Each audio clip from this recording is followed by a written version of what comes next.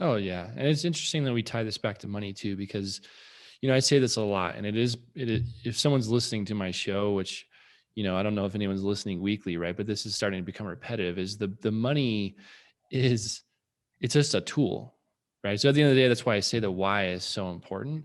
Is money is a tool for what, it sounds like to you is your family, time outdoors. It could be philanthropy, could be anything that someone really enjoys and their heart wants.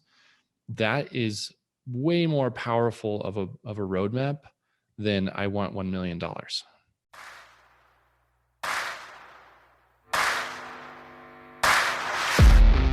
Welcome to the Real Estate Mindset Podcast, hosted by Eric Nelson and brought to you by Wild Oak Capital. Eric is a real estate investor, business owner, and performance coach. Throughout this series, Eric explores the mindset behind why certain investors are so successful and how we can learn from their achievements and failures. Eric asks the tough questions around the habits, discipline, mindset, and more required to achieve the most ambitious goals. Thank you for being here and enjoy the show.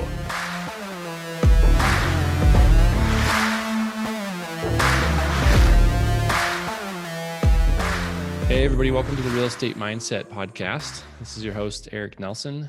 Today, I have the pleasure of interviewing a friend of mine, Trent Porter, a financial advisor, CPA, technically, right? Welcome on. Thanks for being here, Trent. Hey, excited to be here. Thanks for having me. Yeah, so I always start by kind of saying, let's hear your background. Give us the whole story. Where did you start? How did you get into this world? And, where did you land at Priority, which we'll cover. But if you could give us your story, that'd be great. Yeah, absolutely. So was born and raised in a small farming community called Mancos, Colorado in Southwest Colorado. Graduated in the late 90s and like yourself, found myself at Colorado State University and studied there, got an undergraduate degree in business management. And then actually after undergrad, realized what in the heck am I going to do with a business management degree? You're going to manage businesses, Trent. You just jump right in and manage them. I'm not going to be a CEO right out of the chute.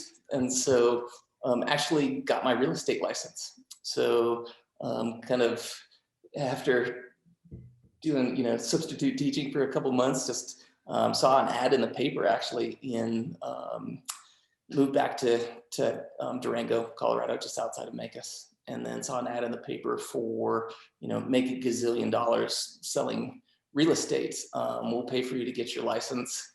Went to the interview, found out it was timeshare sales at a resort. They paid for me I spent a month, took the class, studied, passed the test, sold timeshares for all of a couple months or two and realized that's not the exact career path that I wanted to go in life, but it was awesome because I got my license and actually went to work for a real estate broker in Durango. Did that for a couple of years and then really decided that I didn't want to do a pure sales based, being a realtor is large majority is just sales. That wasn't my personality type. I enjoyed it, learned a lot, but decided to go back to graduate school and got my master's degree in accounting, a glutton for punishment. And brutal. Got my CPA and then decided I wanted to go in financial planning and had a couple friends and family members who were like, hey, you have a business background, help us out with this. And started to realize that there were some pretty unscrupulous folks that given pretty horrible financial advice. And also a big way that I got into it was came out of college with $18,000 in credit card debt. And I'm like, wow, I better figure out how to do this.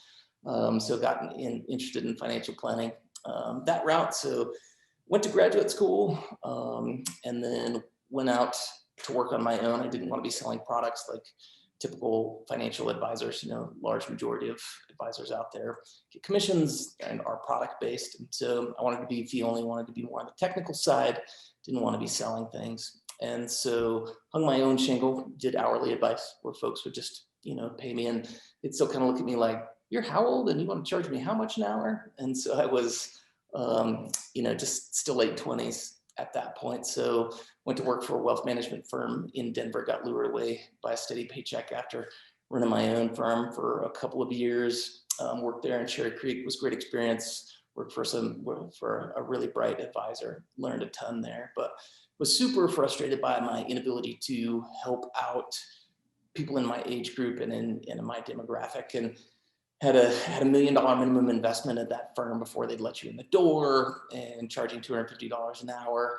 Needless to say, when I was in my 20s, didn't have a lot of people in that age group. And so actually came across an article in the Wall Street Journal about an Ivy League professor that was starting up essentially a TurboTax for financial planning and using technology to kind of leverage and help folks out at a lower price point. And I'm like, wow, this sounds really cool. I looked them up on the Wharton website and I said, how do I get involved?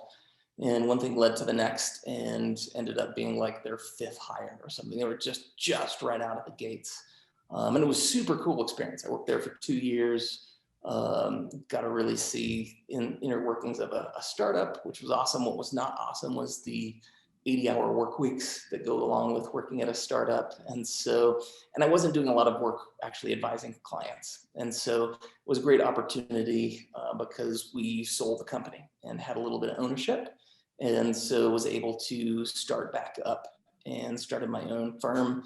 And that was Priority Financial Partners. And gosh, that's been, I don't know, 7, 8 years ago now that went back out on my own, and have been doing that ever since. Moved to Durango about 5 years ago, still have an office in Denver, and used to spend some time working with folks up there, but now with COVID has been much easier to do that remotely. And all along that journey, have been super interested in real estate from the time I was a little kid, kind of cliche and cheesy, but Monopoly, I loved it, and was kind of always intrigued with that. And I've always loved the actual hands-on remodeling homes. When I was first out of undergrad and took that job as a real estate agent, my parents had this old farmhouse that they had used as a rental that I had grown up in, was 120 years old. And they had their renters moved out. I'm like, hey, if you let me live here, I'll fix it up for you. And I did that, and then just absolutely fell in love with taking something that was just in horrible shape and making it something great. And so ever since then, we've owned some rental properties. I've flipped several properties, and it's always been a real interest of mine, and especially just that hands-on piece. And actually more recently, a few years ago, my wife and I designed and did a lot of the work on building our own home too. So I still kind of stay involved a lot in real estate, no longer selling it. I'm not an agent or anything like that, but it's always been something I'm super interested in. So long-winding answer to your question. No, That's how I learned that. No, it's perfect. I mean, it's cool to kind of hear the whole background. So I knew quite a bit about that, about your past, but not all of it. And a couple of things I want to touch on that you said was really cool. So one is, you kind of lived the story. You came out of college with this debt, and it was like, okay, I need to figure out how to do this. So you truly have the experience of saying, I've gone from being in pretty rough financial shape to figuring it out. Now I can actually truly coach people. And I think, that means a lot, because if you are telling a story or helping someone that's in a position you've been in, it's just so much more valuable. So wanted to touch on that. And then I will say, my wife and I came to you, this must've been, I don't know, 4 years ago now. And I was blown away with the way you guys integrated technology with your practice. At the time I was just like, wow, this has got to be way ahead of the pace of where things go. I mean, you have this like interactive where you are in your financial plan thing that I thought was really cool. So kudos to that. I'm sure, your background talking about starting the startup, all those things that lead to the road you are now. But I can attest that's really cool. You guys integrate that while being kind of personal. So super cool. Thanks. And then, we've talked a lot about real estate. I mean, I think we've talked about your vacation rental and that type of stuff. So appreciate kind of touching on that at the end. But I think I want to jump into, your company to start right now. I think, like you said, I don't want to say anything bad about any financial planners, but there are some unscrupulous people out there. Maybe selling products is their priority rather than giving true financial advice, right? And so I love that you guys are fee-based.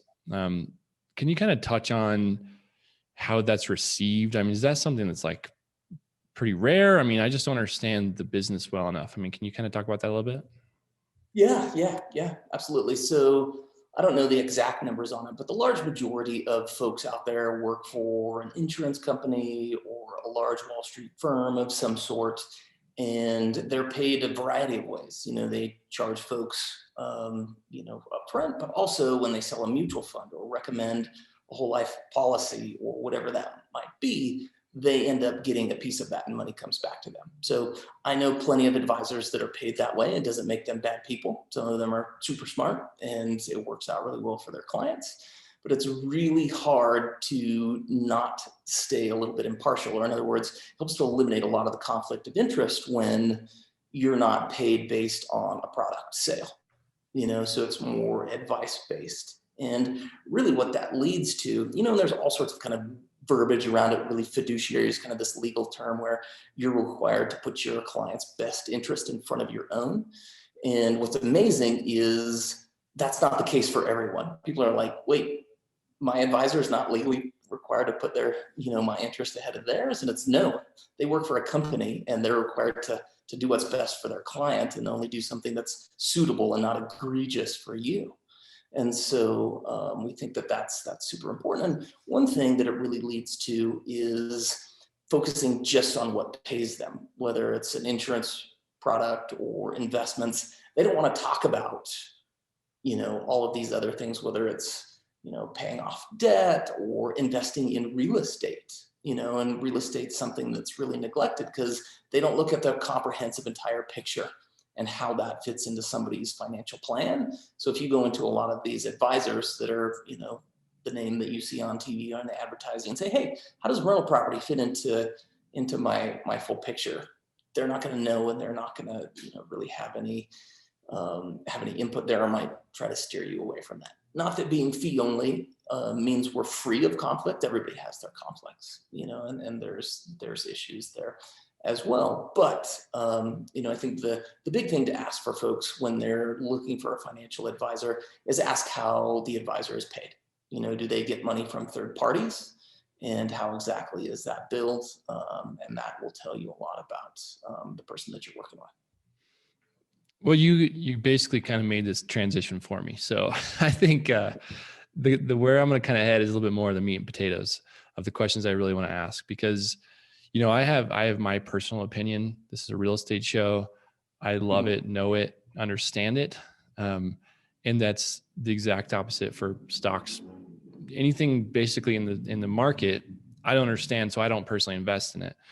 So, a lot of financial planners that, maybe I'm wrong. The perspective is some financial planners just love kind of the stock market, right? And they kind of head that way, 401k, IRA. I'm not saying there's anything necessarily wrong with those things, but where do you kind of see real estate fitting into someone's portfolio? I understand everyone's financial position is a little different.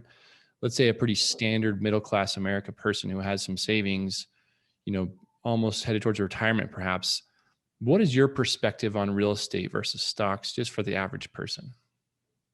Yeah, I think it can cut both ways. And like you said, everybody's different. You kind of have to give that caveat. What's good for one person is not good for the other. And it's not really an apples to apples comparison. There's some people that are beating the drum of real estate only and look at how much better you can do. And so much of that comes down to the use of leverage. You can put a pretty minimal amount down on an asset that you capture the appreciation on the whole asset. So you might be able to put $100,000 down on a $500,000 property, like we did when we purchased our current vacation rental. We bought it about 5 years ago.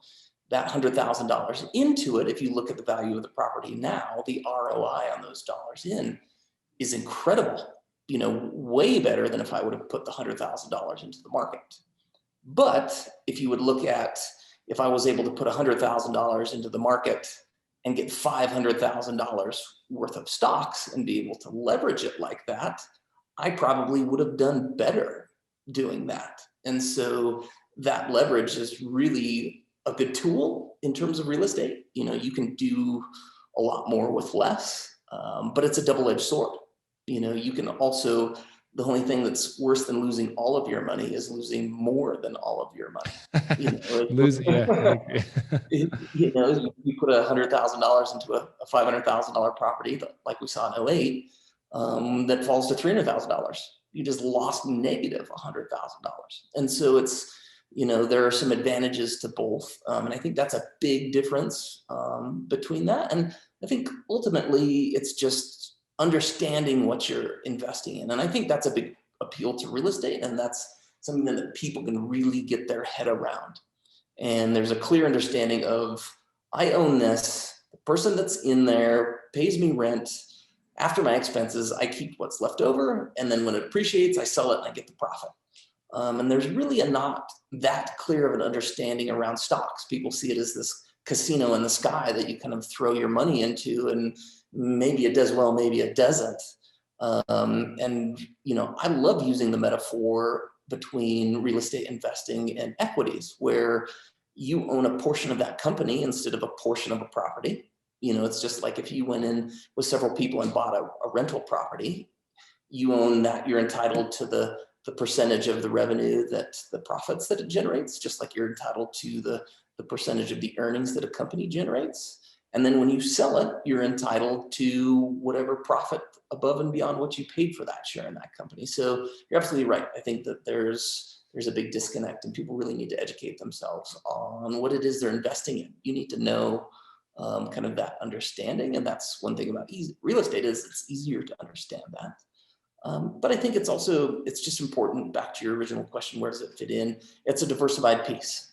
The more that, and we beat the drum of, when we invest clients' money, it's not just in stocks. It's also in bonds. It's also in, real estate through REITs and real estate investment trusts and different types of things, and small companies, large companies. And the more you can spread out, the better. So, and that's just another way to spread out, and some diversification that you can have is through rental properties. Some people, it makes more sense than others. There's more tax advantages for some people than others when you get into rental properties. But yeah, that's definitely, I think, end of the day, a good way to diversify.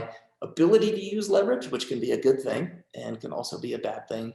But I think that's big picture, what I'd say. Okay, cool.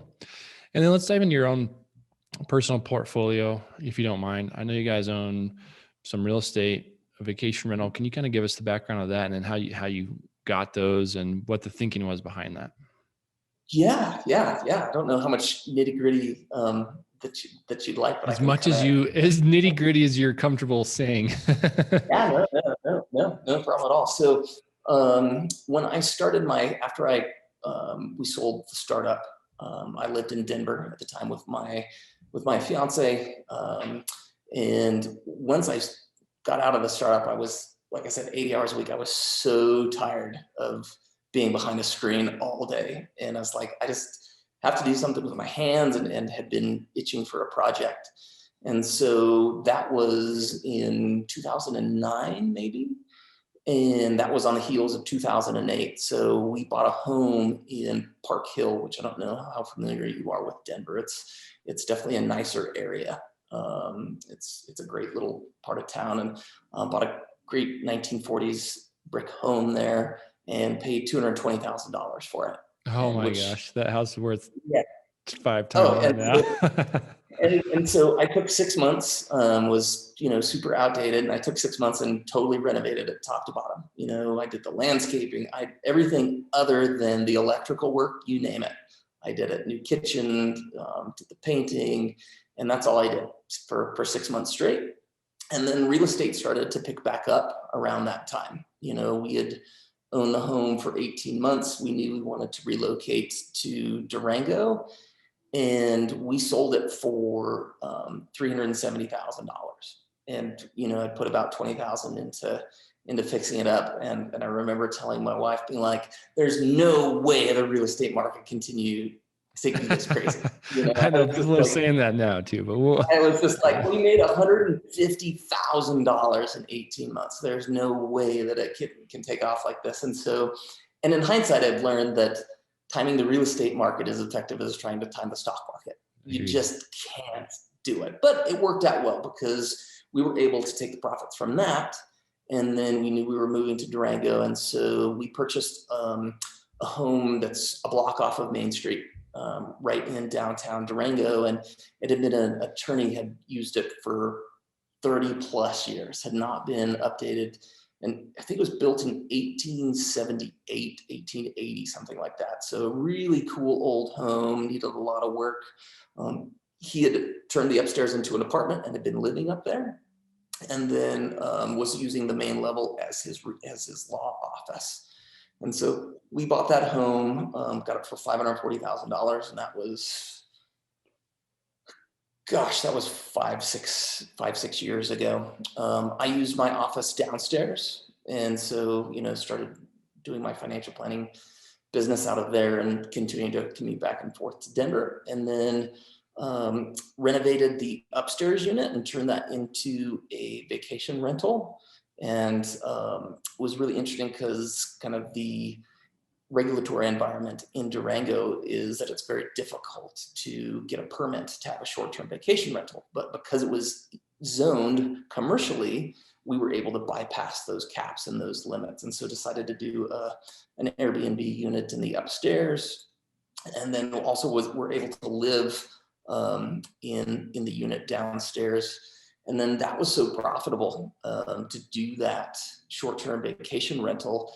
And we also started getting tired of having drunk people ringing our doorbell at 2 a.m, being right next to all the bars, and not having a yard. And, so at that point, we started shopping pretty heavily for somewhere else to move, and ended up buying a 3-acre property outside of town, just north of town, 5-10 miles, and decided to build. Looking at everything that was out there, we wanted some more land, but we didn't want either. Everything that was out there was kind of this huge, really overpriced property that we didn't want something that fancy or big of a house, or it's just weird and outdated and it was going to be way more work than we wanted. So ultimately just decided to build from the ground up.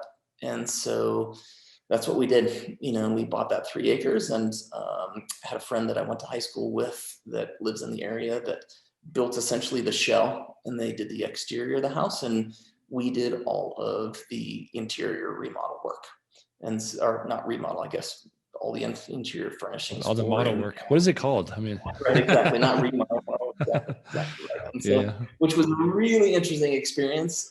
Building something from the ground up is totally different than remodeling, if nothing else, from the decision overload of, infinite choices is so much harder than when you do a remodel. It's kind of, you have some constraints there, but was a great experience. We were gonna take our time, and we're like, we can just kind of gradually do this. And then the week we broke ground, we found out that we were pregnant with our first, and so that put a 9-month time frame on when we needed to be in the home. But yeah, it was a stressful process.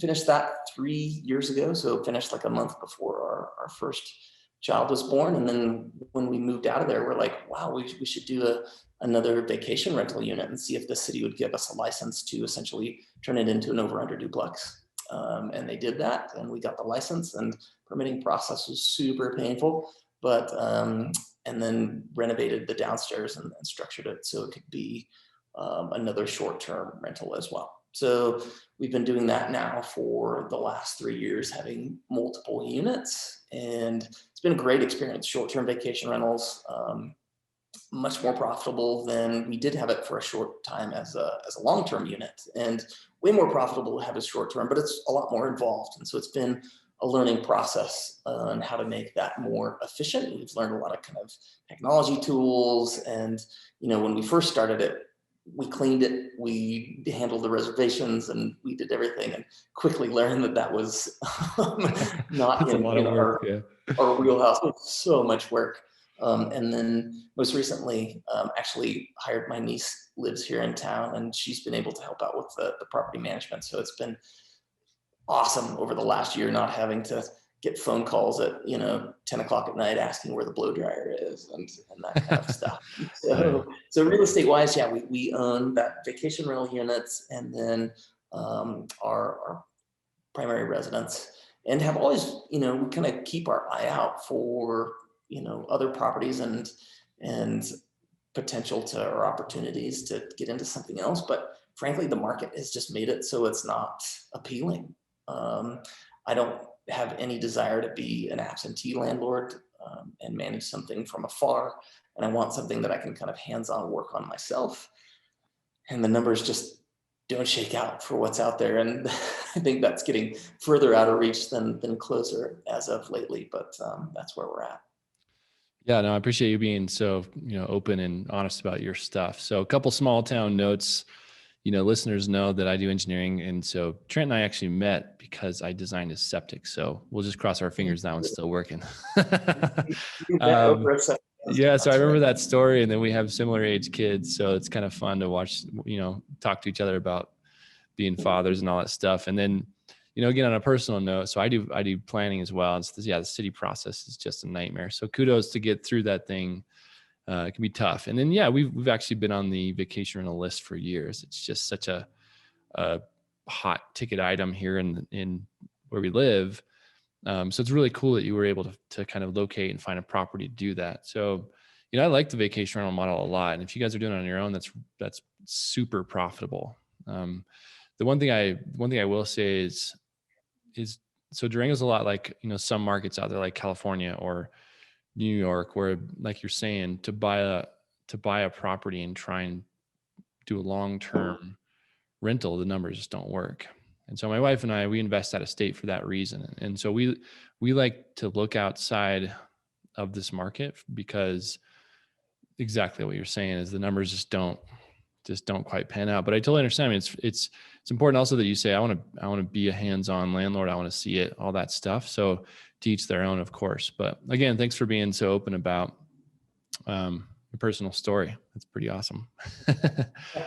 Absolutely. You're very welcome. And kind of to add to your piece of the short-term versus long-term rental, you're absolutely right. It can be way more profitable. And what I've found is the way to ensure that is doing it yourself, or at least hiring that out there, especially in Colorado. Property managers take a huge, upwards of 30-40% of gross revenue, which is really quickly eats into your profits. And so we found that by being able to do it ourselves, or hiring out the cleaners, hiring out somebody to kind of respond to messages and do some of that managerial stuff is a lot more cost effective than, it's like, because I can do the maintenance, I can do or at least hire somebody, I can do the bookkeeping, I can do all these other things that a property manager might do, and make it more efficient to do. Yeah, that's a great tip, because I think a lot of people, the going rate right now is 35% where we live for vacation rentals. And you're right. That's just a huge cut. So, maybe if you don't have the time, or maybe you don't live around here, that might be great, let someone kind of handle it. But if you have the ability, that's a really good tip. You can save quite a bit to take on some of this stuff yourself, or like you said, maybe piecemeal select people to hire out. So super good tip. Yeah. And I think, the other thing to be aware of too, is when you're on the onset, when you go in and you buy a property, just be very careful if, in order to make it work and to make it be profitable, it has to be a vacation rental. Because I've seen things come on the market where I'm like, man, as a VRBO, that thing would just kill it. But as a long-term rental, it would not. And I've seen so many stories of people that buy something and then either local municipality changes the rules, the HOA changes the rules, and then all of a sudden they're holding the bag with this expensive property that they're, can't cash flow on with a long-term rental. And so it's definitely something you have to look out for. Okay. So a couple more questions before we move on to the mindset piece. First would be, can you share some tips tax-wise that, I would assume most of the listeners to this show are a little bit more focused on real estate. So, probably most people might know 1031 exchange, kind of those things. But is there any tax tips that you can share that people could do year over year, kind of, or plan with their advisor to get a little bit better, I guess, just basically to be able to help them tax wise? And again, I know that's kind of a blanket statement because everyone's different, but any kind of tip you have, that'd be great. Yeah. The first tip is, before you buy something, or if you already are involved in real estate, hire a CPA. I mean, it might cost you a few $100 to get it prepared, but it's going to be worth its weight in gold and potential loss deductions. And, some CPAs are more backward looking. You kind of bring them the stack of receipts and what happened, and they say, here you go, here's your tax bill. If you don't have a CPA that's forward looking, find a good dealing advisor that's has a strong suit in real estate that can help you walk through what the actual benefits are or the pitfalls. I've seen so many folks that just totally ignore tax law, and they end up paying short-term capital gains, which is a much higher rate than a long-term, where maybe if they would have held the property for a full year, just a few more months, and they would have saved tens of $1,000s in a tax bill. And so there's just so many moving parts that a good CPA or a good tax advisor is going to be, like I said, worth their weight in gold. So that would be my first recommendation is, kind of get somebody that can guide you through it, and also just educate yourself as well. Learn the basics of how real estate is taxed and how profits are taxed in real estate. And that's going to go a really long ways. And whatever you do, don't ignore tax law. So many people just are like, hey, here's the numbers and this and that. And so that's a big thing to be aware of. I can't think of anything off the hip. I think one strategy that I've seen some people use that's fantastic and works really well if you're willing to do it is the tax law that says if you live in a home for 2 out of the last 5 years and you sell it, you get a huge tax break. It's up to $500,000 in profits as a couple that are tax-free. And so I've known people that just perpetually move into something, fix it up, sell it, and move on to the next. And then that means it's tax-free. Whereas if they weren't living in that and they were flipping it and not owning it under a year, they would pay ordinary income rates. You're going to lose a third of those profits to income tax. And so that's a great way I've seen people do it. Yeah, it's a great tip. And I would even kind of double onto that and say that can actually work for duplexes all the way up to quads, right? I mean, any time that's a fourplex or less, it can be your primary residence. You can get the benefits of purchasing with lending that's favorable, meaning quote unquote, you could buy your personal residence and have some rentals there. And so I would kind of piggyback that as well. I mean, that's great tips. And then of course you mentioned like short-term, long-term capital gains. Those are great tips. So if you purchase a property, and correct me if I'm wrong here, Trent, you need to probably own it for a year before you sell it, before it, turns from short-term. And I understand the tax code is not black and white, unfortunately, but short-term to long-term capital gains. So if you buy a property and you're not truly flipping it, or maybe you're flipping it and you're going to sell, like you said, 10 months in, it might make some sense to wait 2 more months and sell it. So yeah, great advice. Yep. Did I have that right? Is it a year? Yeah, it is a year. Okay. And no matter what you've done, if what the formula is purchase price plus what you put into it and then what you sell it for. So if you buy it for 100, you put 10,000 into it, you have 110,000 into it total. And then you sell it for 200, you have $90,000 in profit. If it's been less than 1 year, 1 year or less, and you sell it, that $90,000 is taxed at ordinary income rates. And that varies for kind of where your tax bracket is, but can be very easily a third at least. Whereas if you wait a year, you go to the long-term capital gain rates brackets. And depending on where you're there, it's 0 to 20% for a federal or slightly higher. So huge difference. Awesome. No, those are great tips. And that kind of brings me, you mentioned this a little bit, was getting educated. So for me, everyone's a little different, but, I've mentioned that I basically don't know anything about the stock market, and it's probably time to learn. So for our listeners, do you have a recommendation on a good place or maybe a good medium to get educated on that space? Yeah, it just depends on where you want to start and how deep of a dive. That's a pretty loaded question. All these so far have been pretty tough. So right. Yeah, I mean it depends. There's some great books that just have high level tips, and there's some great podcasts out there. The Money Guy Show is a YouTube series or a podcast, and they do a really good job kind of breaking it down. And they have a variety of things out there, but that would be a good place to start. Yeah. Cool. I like it. Right now, so we're going to transition. I mean, a large part of this show is mindset based. And so I have a series of questions that I ask every guest, and you can dive as deep as you want, like you have, or it could be pretty simple. So the first question is, do you have a morning routine?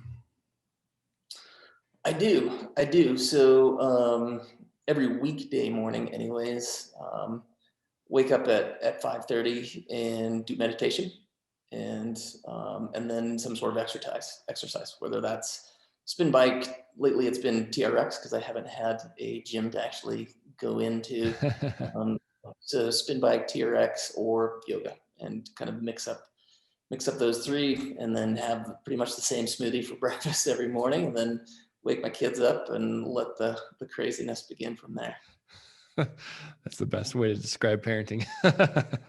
It's exactly accurate. I mean, it's so fun, but right on.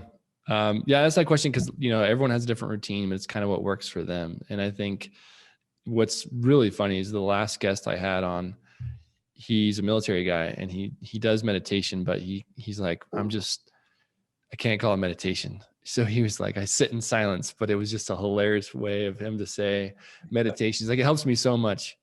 And he's like, I just can't call it meditation, man. But anyway, it was just kind of funny. I think it's a really powerful tool as well. I do the same. I really believe in, somehow meditation, prayer, whatever it might be for you. I love that. Lots of people answer that way, because it is a really powerful thing to do. So very cool that you do that. Yeah, Next I've question. heard. I was just going to say, I heard somebody say recently, they're like, you should meditate for 20 minutes a day. Unless you're really busy, then you should meditate for 40 minutes a day. And I love that mentality too, because it's just a chance to unplug and give yourself a break. And I think that's when actually we do all of our best work, and frees up your mind for sure. Oh, I agree. And I always kind of plug exercise as well, because the days that I think I'm too busy to exercise, those are the days I seemingly am more scattered and get less done. Where the time when I truly stop, do some exercise, and maybe get back to work, it's so much more valuable. And if, let's say, I only had 4 hours to do something, if I took an hour to exercise and had 3 left, I'd get more done, and probably higher quality work than if I spent those 4 hours. So those two things are super powerful. And that's why I have to do it first thing in the morning too, is because it won't get done otherwise.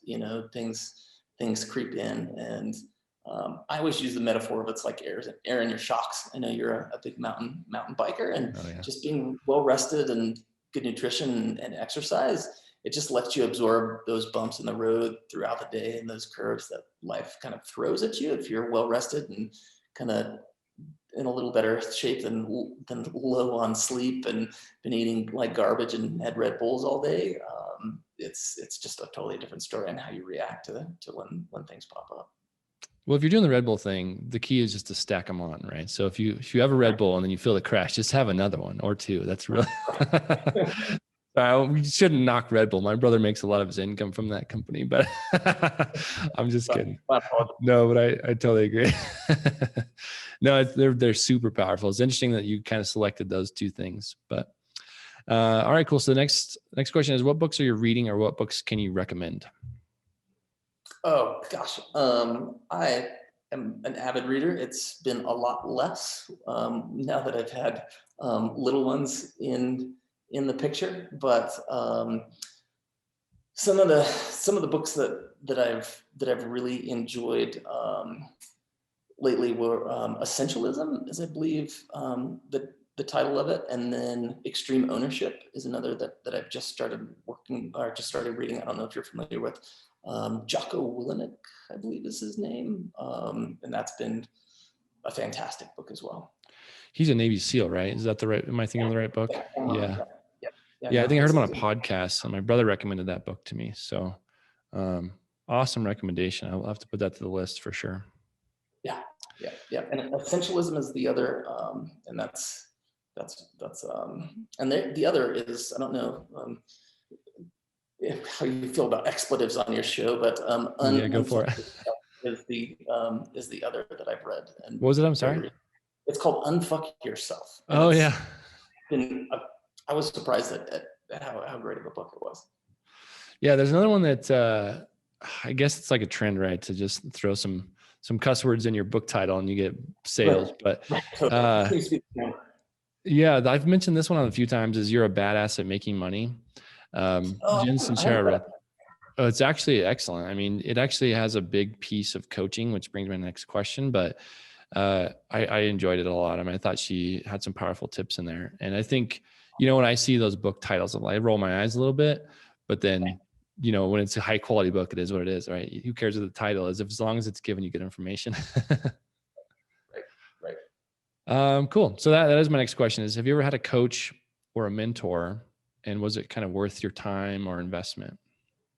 Yeah, I've worked with several over the years, and great. I always had a lot of taken a lot from that. And what's interesting is a lot of it's been the insight that they add, but I think a lot of it too has just been the fact that I'm paying for it makes me sit down and dedicate energy and time to it where I might not otherwise. I have a time in my schedule where I meet with them, and then the quote unquote homework that they give me or whatever it is, I'm going to pay attention to that because I'm paying them a good bit of money. And so it's kind of silly that that's how I force myself to do it. But I think that's been a huge piece of the benefit that I get from coaching. No, I totally agree. I mean, I'm 100% sold on coaching. I believe it's a big tool, and it doesn't have to be coaching, right? It could just be a personal mentor, but to have someone help you along the journey or just ask you questions that you wouldn't ask. And then, yeah, that I agree. Like the investment piece of it is, I'm going to pay attention. I'm going to listen to what they're saying, or, I'm going to be introspective. I'm going to take the time to think about their questions and try and be a better person. I mean, that at the end of the day, for me, that's what it's all about is every day trying to get a little better. And so that's what I love about coaching. So awesome answer. I mean, I can tell it's honest. You're not making it up, but that's really cool because it's however it gets you to get the most out of it. Yeah. And then, the caveat I'd throw in there is I've had some friends and other folks that have had not great experiences with that. And there's so many people calling themselves coaches right now. You go on any media platform of any sort, kind of bombarded with people being like, hey, especially financially, be like, I'm a millionaire. Look at my, Lamborghini I'm driving, and I do it in 2 hours a week work and this and that. And so I think that you just have to kind of screen carefully who you end up working with. Oh yeah, that is no doubt. There's a bunch of gurus out there that are going to sell you a coaching program. At the end of the day, it takes hard work. So yeah, I agree. Carefully select those is a good tip. All right. The next one would be, what's something that you've done in the past that you wouldn't repeat that, is a learning opportunity that kind of our listeners can take from you? Oh yeah, there's probably a long list of them.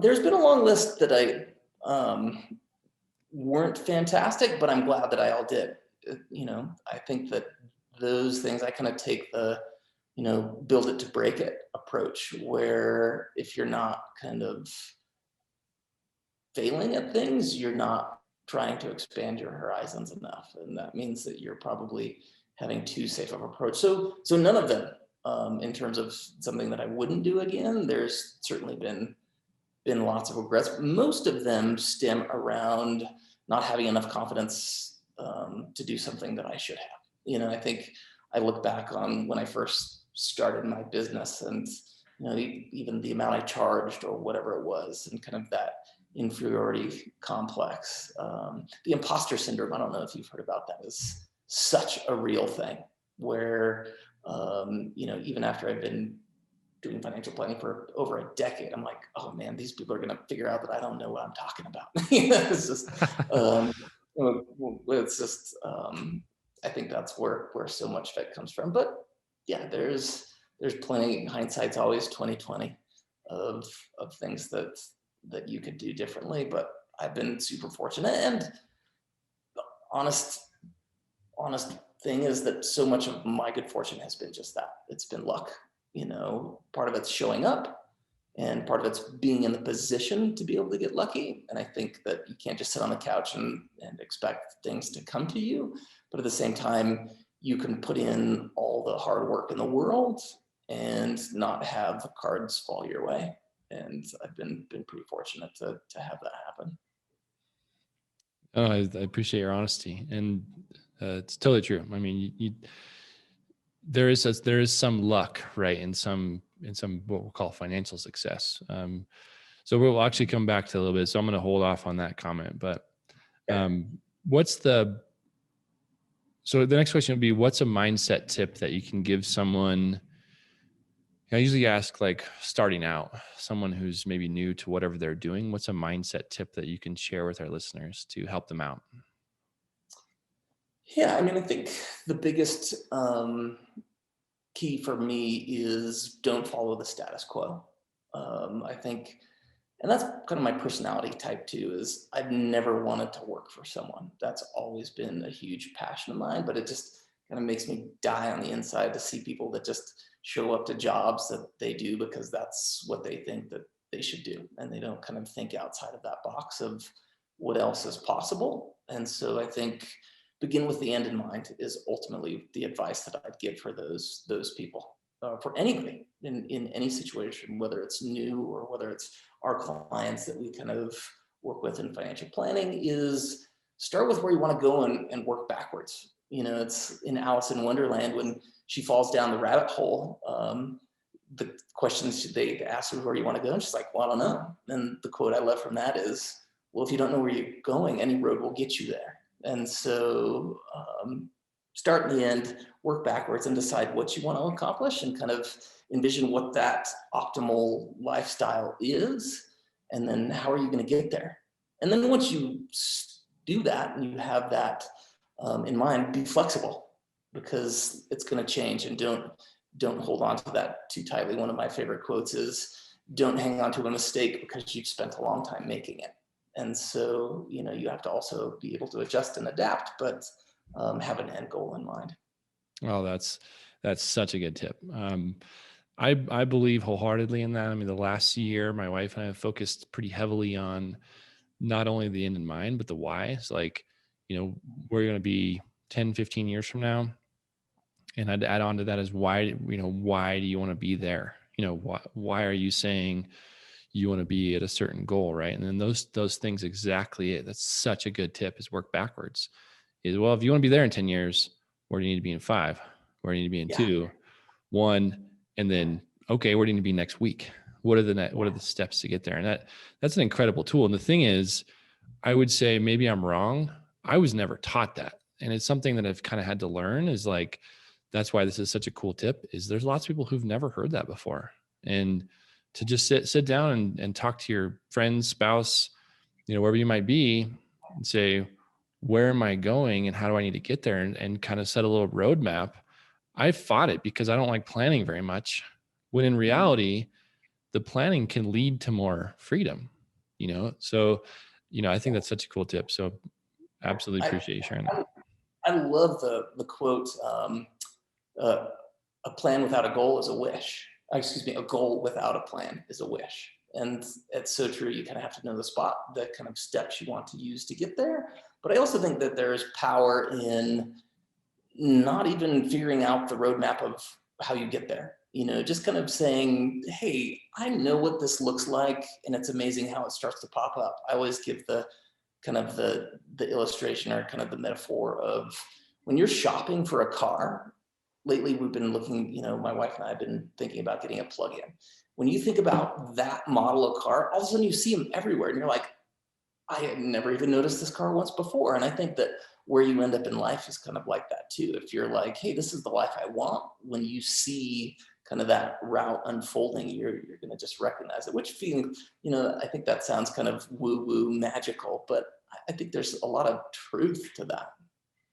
No, I totally agree. And I think a handful of guests have told me part of their morning routine is to wake up and write those goals down, or, you know, right before bed or whatever.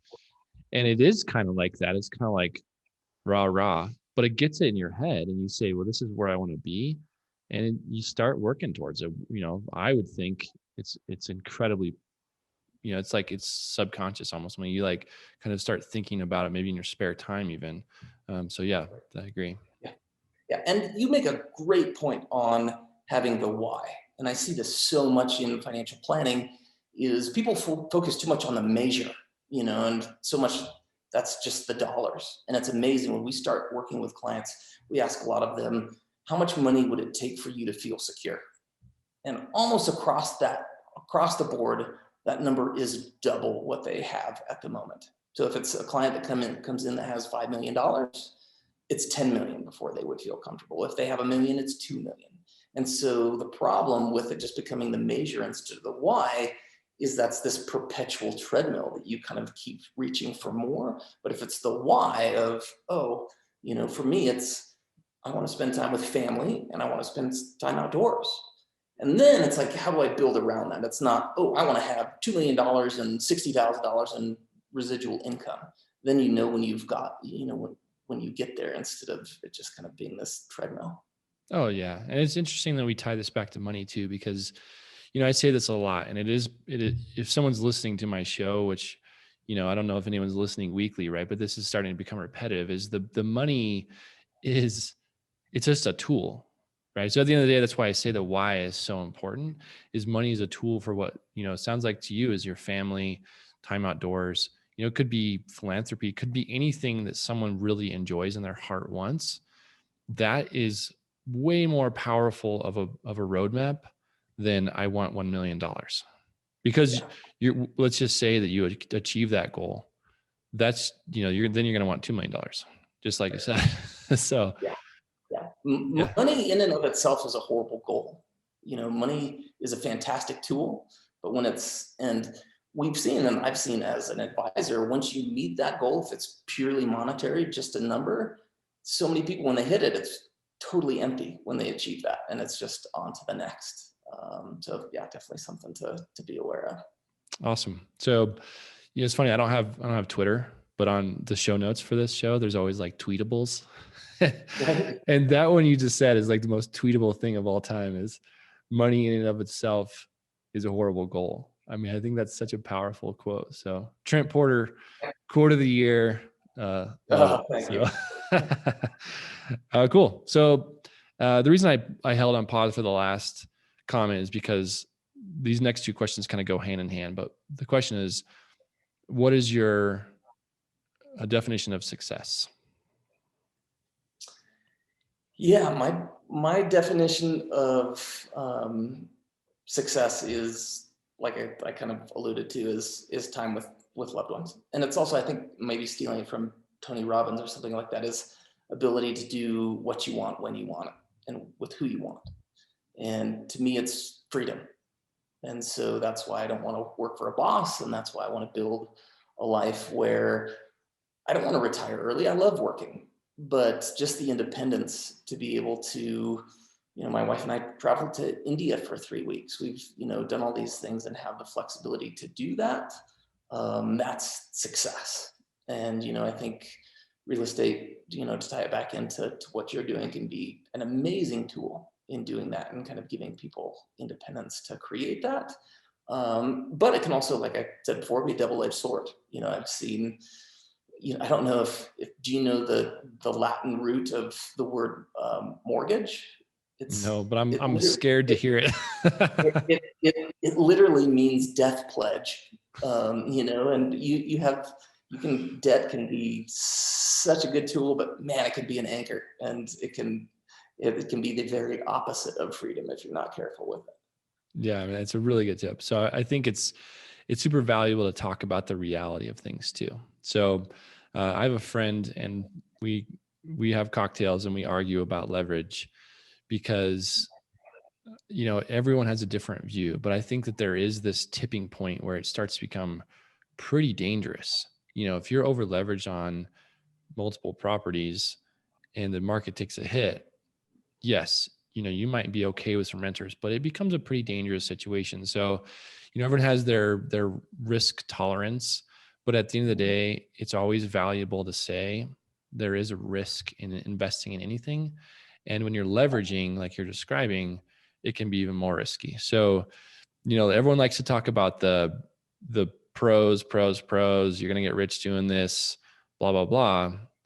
but there's a reality to it too. And the reality is you need to be educated. You need to know what you're doing. And of course, like you said, the timing may not work out. You might lose a little bit if a market, whatever, but the most important thing is to be comfortable with the risk you're taking and know the risk you're taking. So I think it's really glad you said that, because it's important to say people lose money too.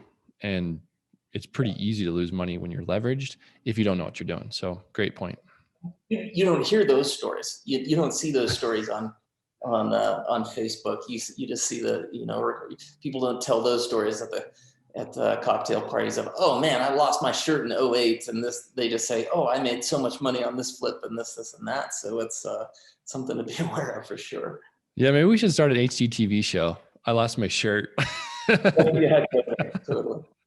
I don't think they would sign that show. Yeah. And then, the second part of that question is, why do you think you personally are successful and others are not so much? Like I said before, 99% of it is luck. I think I showed up and worked hard, but a lot of people work hard. There's people all over the world that the situation they were put in, all the hard work possible is not going to get them in the position they've had. So it's been hugely luck, and it's also been relationships. I think that's been the next thing, is that support system. Even if I would have had that luck, having a supportive wife that's like, I don't care if you're not making a paycheck, that's great, start your own business. I think without that support and without other contacts of people that have failed before, to be able to see and learn from those experiences, that's been huge. And so I think, yeah, good luck, supportive relationships, and great friends has been what it's all about.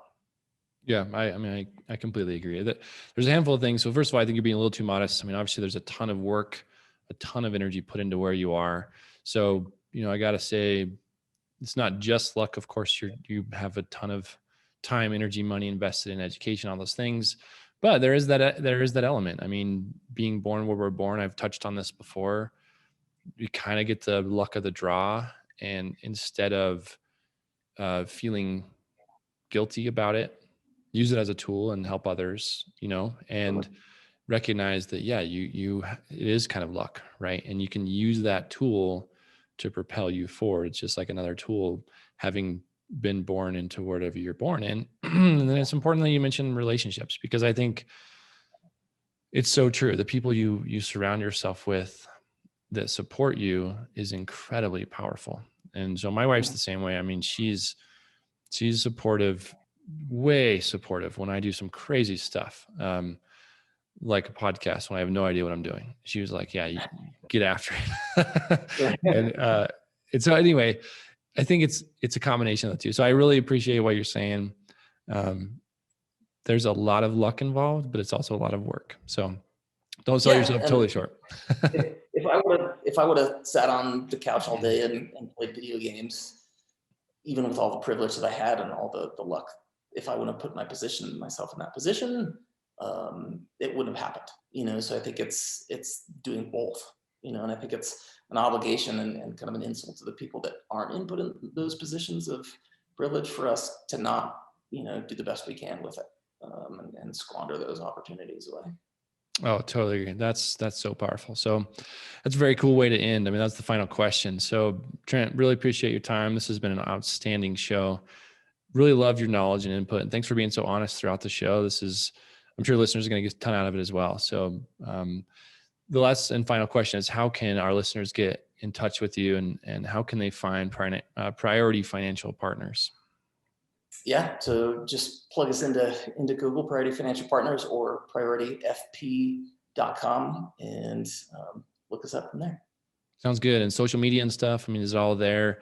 Anything you want to, they go there, you on social media, places where they can find and chat with you? I am not super active on social media. Actually, that's back to one of my habits. As of a year ago, I've unplugged completely from all social media platforms. I think we might have a firm page out there or something in terms of some of the platforms, but not a lot there. We do have a weekly newsletter that you can sign up on our website. That's just 3 super boiled down kind of tips each week and news summaries or whatever that might be. And so folks can get it the old fashioned way if you can consider email old fashioned. No, and I can vouch for it. It's great. Every Thursday I dig it. So they're sweet because it's to the point and it's fun. It's entertaining. So well done. Cool. Trent, well, thanks again for being on. Really appreciate your time. You bet. Hey, it was fun. Thank you for listening to this episode of the Real Estate Mindset Podcast. If you've enjoyed the content today, please follow this show wherever you listen to podcasts. And don't forget to head over to wildoakcapital.com for more information or to connect with Eric directly. Please take a moment to leave a review or tell a friend about what you've listened to today. We hope you'll tune in again soon.